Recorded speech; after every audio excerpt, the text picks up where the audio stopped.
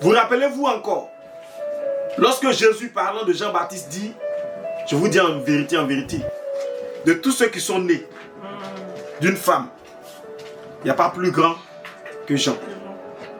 Vous rappelez-vous? Pourtant, si la phrase s'arrêtait là, c'était bon. Il dit pourtant dans le royaume des cieux, ce Jean-là est le plus petit là-bas. Pour dire que le plus grand des hommes est le plus petit dans le royaume des cieux.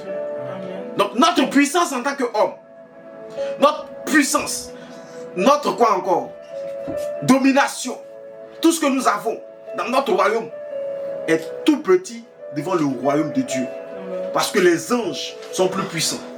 Les anges sont plus forts. Amen.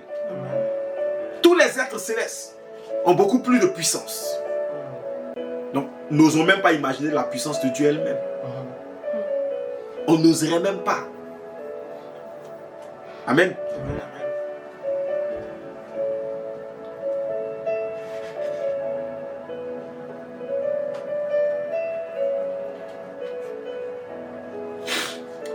Il y a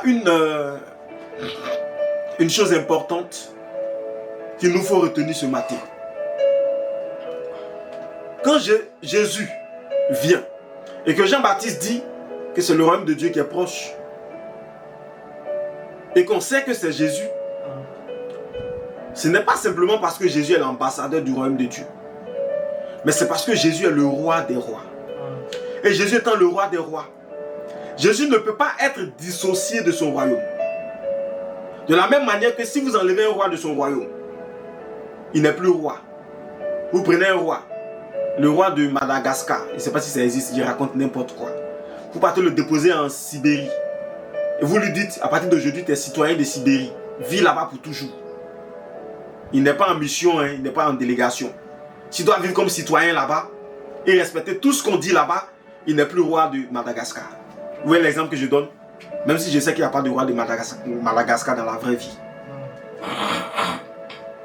Ce qui signifie que si Jésus, par exemple, venait s'attacher au monde pour toujours, il ne serait plus roi de son royaume. Et il n'y a même pas de distinction entre le royaume des cieux et Jésus. Et la personne de Jésus. Parce que Jésus l'incarnant, Jésus étant le royaume étant en lui, et lui-même étant le royaume. Quelqu'un comprend le message? C'est pourquoi tu ne peux pas aller au royaume des cieux si tu n'es pas en Jésus. C'est très clair. Je suis le chemin, la vérité et la vie. La vie, c'est la destination. Le chemin, c'est le cheminement. C'est le processus. La vérité, c'est le déclic, le moyen par lequel on part. Mais je suis à la fois toutes ces choses. En clair, je suis le royaume lui-même. Et mon amour vous tend la main afin que vous veniez à moi. Quelqu'un comprend le message?